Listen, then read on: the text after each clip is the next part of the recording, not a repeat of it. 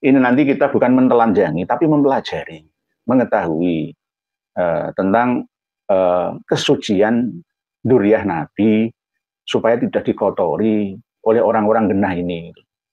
Ini yang kami jadikan sebagai minat, moto dan semboyan kami untuk menyampaikan ini. Bukan ngurusi nasab orang lain, bukan. Untuk apa ngurusi nasab orang lain, urusan nasab, enggak. Yang menjadi ya kewajiban atau fardu kifayah bagi kami ini adalah meluruskan. Karena apa? Berhubungan dengan nabi saya, nabi kami gitu loh. Kalau berhubungan dengan selain nabi kami yang suci, yang mulia ini, ya saya nggak ngurusin untuk apa ngurusin nasab orang lain. Karena berhubungan dengan nabi kami, nabi seluruh umat Islam di dunia. Bahkan tidak hanya nabinya umat Islam, nabinya seluruh umat manusia yang beriman dan bertakwa dari segala penjuru macam agama, suku, ras, dan bangsa. Jadi wajib fardu kifayah, harus saya luruskan. Mohon maaf. Dan jangan sampai nanti kami dinilai rasis, enggak. Mengatakan saya saudaranya saya itu ada yang berasal dari suku Madura. Maksudnya itu rasis kan ya enggak.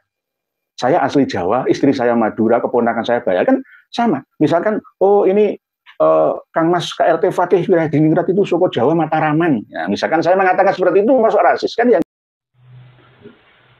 Assalamualaikum warahmatullahi wabarakatuh. Sahabat dan saudara-saudaraku lamunan Hatta Islami Channel di mana saja berada. Pada kesempatan ini mudah-mudahan kita selalu sehat walafiat dan dalam perlindungan Allah Subhanahu wa taala. Amin ya rabbal alamin. Sahabat, kita masih berbicara tentang polemik nasab, dan memang ini yang masih sangat ramai ya dibicarakan orang di sana di sini. Nah, akan tetapi pada kesempatan ini saya akan mereaksi sebuah video dari Kiai Nur Ihya tentang penjelasannya tentang nasab, sihab, dan yang lain-lainnya. Beliau ini sangat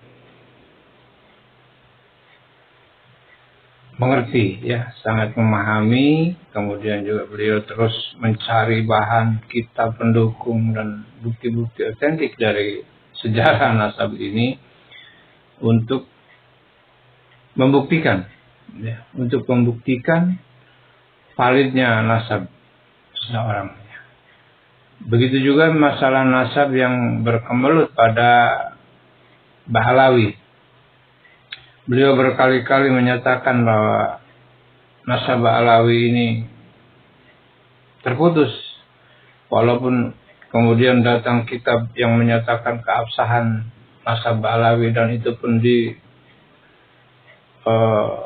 jawab dengan bukti-bukti otentik. Bahkan setelah dipelajari kitab itu ternyata banyak banyak isinya yang ditulis hanya terpintas saja, hanya sebagai pelengkap saja ya. Akan tetapi Kiai Nur Ihya di sini lebih memahami tentang masalah nasab dari beberapa pandangan ilmu pengetahuan, baik dari sejarah, baik dari kitab-kitab yang dimiliki. Seandainya tidak ada pun beliau mencari untuk melengkapi bukti-bukti dari apa yang sedang dibahasnya. Dan pada kesempatan ini Kiai Haji Nur Ihya akan membahas tentang nasab Bahlawi atau nasab-nasab yang hampir satu rukun dengan Bahlawi, sebab banyak sekali itu ininya ya, banyak sekali cabang-cabangnya atau marga-marganya ya Bahlawi ini. Jadi udah bukan main. Tapi Kiai Haji Nur Ihya ini akan menjelaskannya dengan bukti-bukti yang otentik, dengan kitab-kitab yang mendukung dari jawaban tersebut. Baik sahabat di mana saja berada, untuk lebih lengkapnya kita simak saja penjelasan dari Kiai Haji Nur Ihya. Mudah-mudahan bermanfaat. Akan tetapi jangan lupa di subscribe, di like, dan di komen. Terima kasih bagi yang sudah subscribe. Mudah-mudahan Allah beri kemudahan Allah beri lapangkan rezeki, dan Allah beri umur yang panjang. Amin ya robbal alamin. Ayo kita simak videonya. Jadi marga Syihab yang ada di Indonesia itu beda-beda jalurnya. Kalau Habib Muhammad Rizik Syihab itu berasal dari ayahnya Husain Syihab dari Palembang. Dari Palembang. Kalau keluarga Syihab, Prof. Quraish Syihab, Alwi Syihab, Najwa Syihab itu dari Syihab Makassar, Sulawesi Selatan. Beda. Lah Ustaz kok tahu ya, saya punya bukunya semua. Oleh sebab itu nanti akan kami tampilkan kitab Khidmatul Ashirah. Kitab Khidmatul Ashirah ini yang merangkum nama-nama klan dari Ba'alawi semuanya. Ulama kiai-kiai kita harus punya. Kalau nggak punya minta ke saya kasih PDF-nya. Khidmatul Ashirah. Ini penjelasan ringkasan dari Syamsuddaulah. Ini pegangan utama dari Rabithah Alawiyah. Harus punya. Jadi dari Palembang. Jadi mohon maaf nih, ini nanti kita bukan mentelanjangi, tapi mempelajari, mengetahui tentang kesucian dzurriyyah Nabi supaya tidak dikotori oleh orang-orang genah ini. Ini yang kami jadikan sebagai minat, moto dan semboyan kami untuk menyampaikan ini. Bukan ngurusi nasab orang lain, bukan. Untuk apa ngurusi nasab orang lain, urusan nasab, enggak. Yang menjadi ya kewajiban atau fardu kifayah bagi kami ini adalah meluruskan. Karena apa? Berhubungan dengan nabi saya, nabi kami gitu loh. Kalau berhubungan dengan selain nabi kami yang suci, yang mulia ini, ya saya nggak ngurusin untuk apa ngurusin nasab orang lain. Karena berhubungan dengan nabi kami, nabi seluruh umat Islam di dunia. Bahkan tidak hanya nabinya umat Islam, nabinya seluruh umat manusia yang beriman dan bertakwa dari segala penjuru macam agama, suku, ras, dan bangsa. Jadi wajib fardu kifayah, harus saya luruskan. Mohon maaf. Dan jangan sampai nanti kami dinilai rasis, enggak. Mengatakan saudaranya saya itu ada yang berasal dari suku Madura. Maksudnya itu rasis kan? Ya enggak. Saya asli Jawa, istri saya Madura, keponakan saya Bayak, kan sama. Misalkan ini Kang Mas KLT Fatih Wiradiningrat itu suku Jawa Mataraman. Ya, misalkan saya mengatakan seperti itu masuk rasis kan? Ya enggak. Identitas orang per orang disampaikan dengan sesuai datanya, itu nggak apa-apa. Ya misalkan saya mengatakan Prof. Quraish Syihab itu dari marga Ba'alawi, Hadromi. Dulunya adalah leluhurnya itu berasal dari Makassar, hijrahan dari ya Palembang, ya Sulawesi, dari Aceh, ya Malaka, ya dari Hadramaut sana. Kan masa ini termasuk bagian daripada rasis kan? Ya tidak. Meluruskan, menempatkan sesuatu pada tempatnya. Itu namanya adil, bukan dolim. Kalau dolim itu wadu syai'in ila ghairi mahalli, selain pada tempatnya. Ini pada tempatnya. Jadi marga Syihab bukan Sahab, bukan pakai SH. SH itu huruf Arabnya shod. Tapi kalau SY itu huruf Arabnya shin, bukan shod. Jadi Syihab, Ahmad Syihabuddin atau Ahmad Syahabuddin. Tolong nanti diingat-ingat terus nih, sambil belajar nulis bahasa Indonesia. Habib Muhammad Rizik Syihab. Najwa Syihab itu anaknya Habib Muhammad Rizik Syihab. Bukan Najwa Syihab, anaknya Prof. Quraish Syihab. Ada lagi, beda-beda. Jadi wajahnya juga beda-beda karena asal-usul leluhurnya juga beda, cuma satu klan yang sama. Yang Prof. Quraish Syihab berasal dari Syihab Makassar, kalau Habib Rizik Syihab berasal dari Syihab Palembang. Nah, ini harus dipahami oleh semuanya. Dan telah kami sampaikan dalam tema beberapa jam yang lalu, apakah kami akan membongkar hasil tes DNA-nya Najwa Syihab? Bukan itu. Ada hasil tes DNA dari Ahmad Syihab dari Indonesia. Dari DNA yang lengkap, ya, ratusan ribu tahun cara melacaknya. Hasilnya jelas. Hasilnya sudah sesuai, ya, sesuai dengan perkiraan. Yakni mereka adalah bukan berasal dari Arab, bukan berasal dari Bani Hashim, Bani Muthalib, ya, tapi berasal dari ras yang lain. Sayangnya nggak bisa ditampilkan ya di deskripsi karena tidak berupa video ya, nggak bisa, ada tulisan. Sudah saya baca ya, sudah saya baca semuanya bahwa ada namanya Ahmad Syihab atau Syihab from Indonesia. Oke, saya bukakan guys sebentar ya, biar mantap. I did, bukan I did ya, harus benar-benar mantap, harus yakin, seyakin-yakinnya. Dikira nanti saya bohong kepada panjenengan semua. Ini pernah di setting tidak bisa diakses oleh orang lain, oleh beliau dari Rabitatul Alawiyah ya, dan saya bisa membukanya. Ini dari Ahmad Syihab atau Syihab, keluarga Syekh Syihab from Indonesia, hasil tes DNA-nya GM201, tidak J1, tidak J2 atau O atau R atau S atau apa enggak. Jadi jelas. Jadi ini yang paling ya taat dengan Habib Muhammad Rizik Syihab dari keluarga marga Syihab. Karena apa? Sesuai dengan arahan dari beliau Kang Mas Muhammad Rizik Syihab yang mengaku-ngaku sebagai duriah Nabi ya, harus dan wajib tes DNA. Dan Pak Mas Ahmad Syihab atau Syihab ini benar-benar melaksanakannya. Nah, secara ilmiah keberadaan rambut ini penting. Jadi kalau ada yang menolak Muhammad itu hanya cerita khurafat, dengan adanya rambut itu bisa diperiksa gennya, DNA-nya bisa diperiksa. Bahkan itu juga bisa menjadi bukti bahwa setiap keturunan Nabi yang hidup pada hari ini pasti ada, yaitu unsur kesamaan DNA dengan DNA Nabi. Membuktikannya lewat rambut yang ditinggalkan oleh Nabi, saudara. Alhamdulillah. Jadi kalau Habib palsu ketahuan tuh kalau diperiksa. DNA Nabi kemana, DNA-nya kemana. Jadi gitu Kang Mas Muhammad Rizik Syihab. Jadi jangan marah-marah, jangan nantang-nantang dengan menepuk dada, menantang orang semua ditantang. Masalah apa? Kalau masalah KM 50 santri 6 panjenengan saya nggak ikut ya. Sudah saya terangkan pada waktu pertemuan kami yang lalu bahwa kami menyalahkan semuanya. Pembunuh santri 6 panjenengan salah dan akan menerima karmanya. Begitu juga panjenengan akan turut serta menerima karmanya jika tidak taubat sejak sekarang.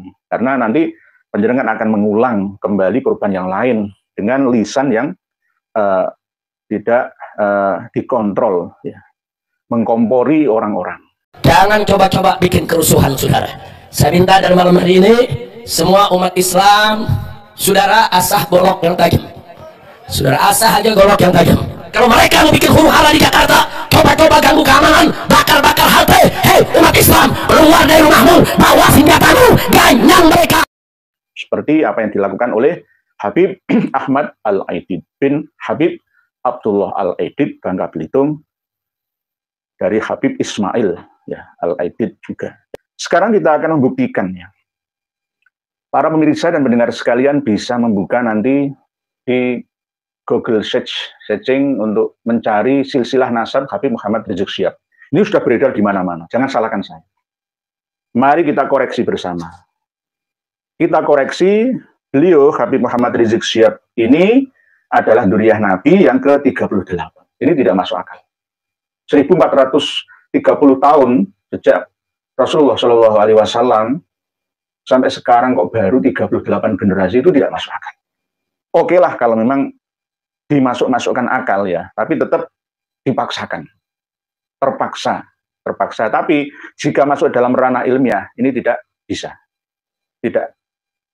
dikategorikan sebagai kajian ilmiah, tapi hanya berdasarkan prasangka atau zon saja. Ketika Sayyidah Fatimah wafat tahun 11 Hijriah, ya, umurnya cuma 28 tahun. Sayyidah Fatimah Az-Zahra itu diperistri oleh Sayyidina Ali karamallahu wajhah, wafat tahun 40 Hijriah, umur 62 tahun. Melahirkan anak yang bernama Husain. Husain ini lahir pada 4 Hijriah tahunnya, wafatnya tahun 64 Hijriah, umurnya cuma 64 tahun. Ali Zainal Abidin, terus sampai Muhammad Al-Baqir, ini generasi yang keempat, kalau dari Rasulullah generasi yang kelima. Itu masih normal. Dalam satu abad, ada 5 generasi. Anak, cucu, terus buyut, canggah, Wareng. Itu wajar dalam satu abad 100 tahun. Coba dengan ingatlah. 45 merdeka bangsa Indonesia 1945. Sampai sekarang belum ada satu abad. Ketika mbah kita lahirnya tahun 1945, jenengan cek sekarang, anaknya ya kan punya anak, punya cucu, punya buyut. Kakak saya yang paling barat itu umurnya 61 tahun meninggal dunia. Satu, ya. Kakak saya sudah memiliki anak, ya, umur 40 tahun. 40 tahun. Dua, anaknya kakak saya memiliki anak sendiri yang berumur 14 tahun. Oh, 3 generasi kan. Ditambah kakak saya berarti 4. Ditambah bapak saya berarti 5.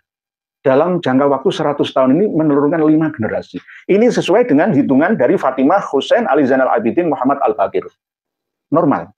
Normal. Karena Muhammad Al-Baqir lahir tahun 59 Hijriah, wafat tahun 114 Hijriah. Umurnya cuma 55 tahun. Orang-orang zaman dulu itu umurnya tidak terlalu panjang. Karena peperangan. Dulu itu orang harus saling menundukkan satu sama lain. Siapa yang kuat akan menerkam yang lemah. Hukum rimba. Terus sampai ke Ja'far Shadiq, Ali Al-Uraidi, Muhammad An-Naqib, Isa Ar-Rumi, Ahmad Al-Muhajir, ini mulai ada keteledoran. Entah itu sengaja dari Robito Alawiyah atau dari pihak Habib Muhammad Rizik Syihab sendiri. Yakni ketika sampai pada Imam Ahmad Al-Muhajir, itu lahirnya tahun 260 Hijriah disebutkan di silsilah nasabnya Habib Muhammad Rizik Syihab. 260 Hijriah itu tidak sesuai dengan sejarah dan kitab nasab yang ada. Karena masih simpang siur kebenarannya. Ada yang mengatakan 241 Hijriah lahirnya Imam Ahmad Al-Abah An-Nafat atau yang terkenal menurut mereka kaum Alawi itu dengan nama Ahmad Al-Muhajir. 241 Hijriah lahirnya. Ada sebagian yang mengatakan 260 Hijriah.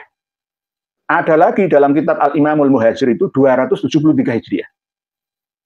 Di dalam kitab Al-Imam Al-Muhajir yang dikarang oleh Muhammad bin Abdullah bin Nuh, ya, itu 273, tapi lebih condong ke 260-an. Ada yang mengatakan lagi 279 Hijriah. Menurut cerita, dari kalangan internal Syiah yang ada di Irak, itu bahkan justru 210-an Hijriah. Jadi ada 5-6 versi tahun lahirnya Imam Ahmad Al-Abah An-Nafat atau yang terkenal dengan nama Al-Muhajir itu. Mana yang benar? Mana yang benar? Padahal di tahun 235 Hijriah, Imam Ahmad itu pernah berjumpa dengan imam yang ke-10 dari Imamiyah Itsna Asyriyah, Syiah Imamiyah Itsna Asyriyah, yakni yang bernama Imam Ali Al-Hadi di desa Surya, Madinah. Itu tahun 235 Hijriah. Berarti umurnya sudah antara 25-an tahun. Berarti lahirnya ya antara 210 Hijriah. Lah, berarti Imam Ahmad yang ada di dalam At-Tusi, ya, versi Syi'i Imami itu tidak sama seperti Imam Ahmad versi Sunni Syafi'i yang diakui oleh Ba'alawi. Nah, di sini disebutkan 260. Wafatnya kompak 345 Hijriah, umurnya 83 tahun. Oke. Sekarang ke Ubaidillah. Nah, ini kan leluhurnya Habib Muhammad Rizik Syihab. Kita kupas bersama. Nanti kalau mantung-mantung ya jatuh semua. Sudah saatnya terbuka nih. Ubaidillah di sini disebutkan lahir tahun 320 Hijriah. Jelas tidak masuk akal. Tertolak secara ilmiah. Kenapa tertolak? Menurut sejarah bahwa Ubaidillah bersama dengan anaknya yang bernama Ismail yang lahir di Basrah, Irak, itu turut serta hijrah dari Basrah ke Husayyisah lewat Makkah wal Madinah, lewat Madinah sampai ke Mekah. Lah, 317 itu hijrahnya. Kok di sini lahirnya 320 berarti umur 3 tahun. Umur 3 tahun kok punya anak Ismail atau Basri itu bagaimana? Coba dipikir bersama. Nggak masuk. Nggak ilmiah. Nah, ini terkenal dengan ilmu otak-atik gathok-mathuk. Nggak ada standarnya. Katanya surah al-Istifadhah. Imam Al-Bari Al-Wasi, Sahibul Fadilah wal Karamah, terkenal di mana-mana. Mana buktinya? Nggak ada. Imam Ubaidillah lahir kok 320 itu bagaimana? Berarti ikut hijrah ayahnya Imam Ahmad Al-Abah umur 3 tahun. Lah umur 3 tahun punya anak yang bernama Ismail masuk apa enggak? Enggak masuk. Enggak masuk. Kalau hijrahnya Imam Ubaidillah umur 23 tahun itu masuk. Berarti bukan 320 Hijriyah. Ada yang mengatakan lahirnya Imam Ubaidillah itu 295 Hijriyah. Jadi ini enggak masuk. Ya, enggak masuk. Gagal. Yang pertama corek, yang kedua corek gagal. Di generasi yang ke-9 dan 10. Sekarang ke generasi yang ke-11. Ubaidillah memiliki anak yang bernama Alwi. Lah, Alwi ini lahirnya tahun 350-an, wafatnya 400-an. Ini nggak jelas juga. Saya belum menemukan. Walam atif ala tarihi wafatihi itu menurut Abu Bakar Asyili, Al-Masyura'ur Rawi, abad 11 Hijriah. Tidak diketahui lahirnya Imam Alwi itu tahun berapa, wafatnya juga pasnya tahun berapa. Perkiraan 400-an. Disamakan seperti kedua saudaranya Basri dan Jadid. Nah, ini juga perkiraan, otak-atik, gatok-matok. Berikutnya, ke generasi yang ke-12, dari leluhurnya Habib Muhammad Rizik Syihab, Imam Alwi memiliki anak yang bernama Muhammad. Nah, Muhammad ini lahirnya tahun 390 Hijriah, wafatnya 446 Hijriah, masih masuk. Masih masuk, pantas masih. Ketika Muhammad memiliki anak yang bernama Alwi, lahir 450 Hijriah, wafat 512 Hijriah. Alwi memiliki anak yang bernama Ali Kholi Kisam, yang terkenal dengan ketika tahiyat, ya, membaca sholawat, Assalamualaikum ayuhan Nabi wa rahmatullahi wabarakatuh, itu dijawab langsung oleh Rasulullah. Waalaikumsalam ya Syekh Ali Ba'alawi. Ali Kholi Kisam ini di sini disebutkan lahirnya 470, terus wafatnya 529, ini jelas juga tidak masuk akal. Umurnya cuma 50 tahun, nggak masuk akal, nggak ilmiah. Kita coba cocokkan dengan kitab Ar-Raudhul Jali saja. Ali Kholi Kisam itu wafatnya tahun 507 kalau di sini. Ada 527, ada 507, ada 529, ada wafatnya 729. Mana yang benar? Nah, inilah yang namanya otak-atik, gatuk-matuk. Ar-Raudhul Jali coba jangan lihat. Halaman 128. Wafatnya itu 507. Jelas nggak masuk. Yang asli sesuai dengan Tabaqatul Khawas, Abdul Latif As-Sirji Az-Zabidi itu 729 Hijriah wafatnya Imam Ali Kholi Kisam. Ini di otak-atik lagi wafatnya 529 Hijriah, tidak sesuai dengan Ar-Raudhul Jali yang 507 Hijriah. Nah ini. Terus ketika Imam Ali Kholi Kisam memiliki anak yang bernama Muhammad Shahib Mirbad. Ya, ini lahirnya 500 Hijriah, wafatnya 590. Diperkirakan genep-genep semua. Umurnya 50, 60, 55, 56, 55 gitu. Enggak ada yang ganjil. Terus ini yang paling tidak masuk akal. Pada generasi yang ke-16 dari leluhurnya Habib Muhammad Rizik Syihab itu sampai ke Ali yang menjadi ayahnya Muhammad Al-Faqihil Muqaddam. Ali yang terkenal dengan nama Walidul Faqih itu lahirnya tahun 630, terus wafatnya tahun 690. Padahal bapaknya Ali ini wafatnya tahun 550. Orang yang sudah meninggal dunia lama, hampir 80 tahun, kok masih memiliki anak? Ayo, masih memiliki anak yang bernama Ali Walidul Faqih. Jangan nanti koreksi sendiri. Ya. Muhammad Shahib Mirbad itu lahirnya 500 Hijriah, wafatnya 550 Hijriah. Umurnya 50 tahun.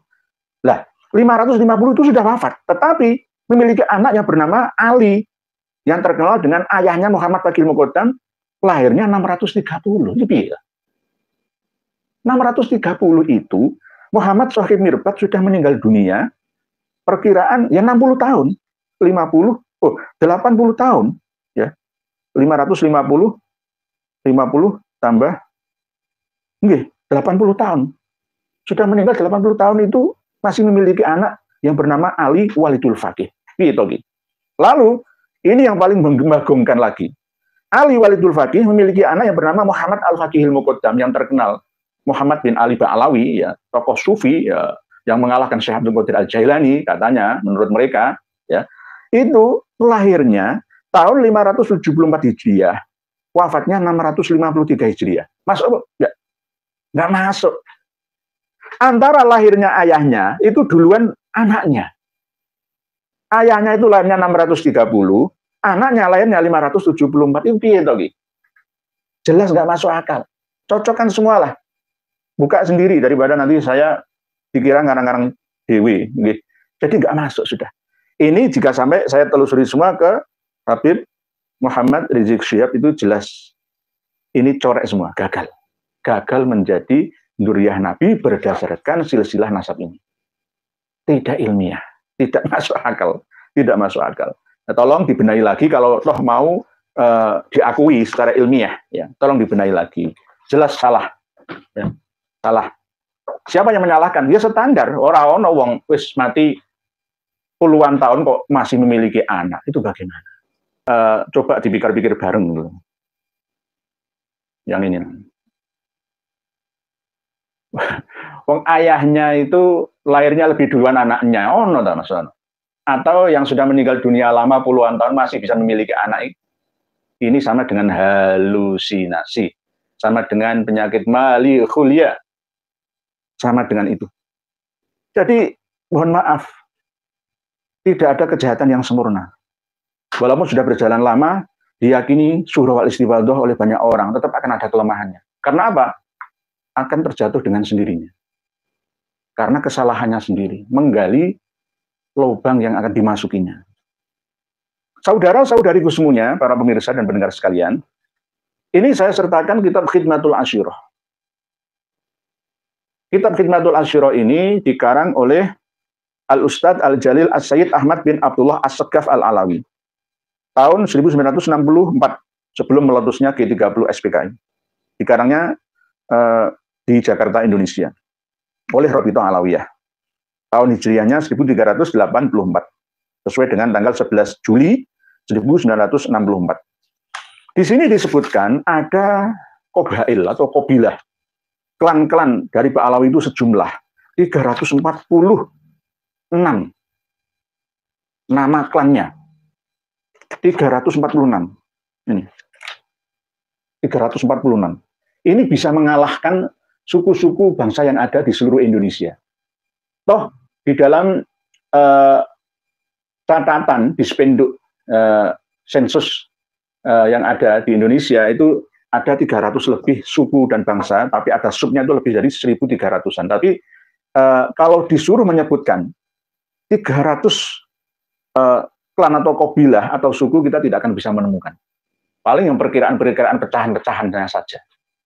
Misalkan kita hanya bisa menyebutkan 20 lah ya, kalau di Indonesia, misalkan suku Jawa, Sunda, Madura, Bugis, Melayu, Batak, misalkan, terus suku, nggak ada Rohingya loh ya, Dayak misalkan, Dayak pun ada sub-sub bagian-bagian tertentu, paling jenengan bisa nyebut paling 100-an lah, 100-an. Lah ini ada 346. 346 kabilah dari Pak Alawi ini, seandainya datang semua ke Indonesia, hancur sudah. Kita, mohon maaf, hancur sudah kita. Apalagi sudah ada kota Situbondo, kota Tarim. Belum sohib-sohib yang lain. Ya. Ini untuk kehati-hatian kita. 346. Kemarin yang disebutkan oleh Habib Muhammad Rizik Syihab kan cuma 75 tambah 15, cuma berapa? Jadi tidak ada sahab lah ya, Syihab yang ada itu. Dari mulai yang pertama, nah ini, Alu Azmat Khan. Nah, inilah yang saya itu kadang-kadang dengan Kang Mas, Kiai Ali Badri itu kadang-kadang masih beliau itu gandoli. Mbok yo jangan di tengah saja, Kang Wasid ya wasid tapi yang adil. Azmat Khan itu Abdul Malik itu hanya perkiraan saja. Lalu Ali Maknun, Alu Abu Bakar Al-Fakhr, Husain Al-Qoroh, Auhaj Al-Baiti, ya, semua dibatalkan oleh beberapa jam yang lalu. Syekh Samsudin Syarafuddin melalui akun resminya menyusul lagi, saya dikirimi.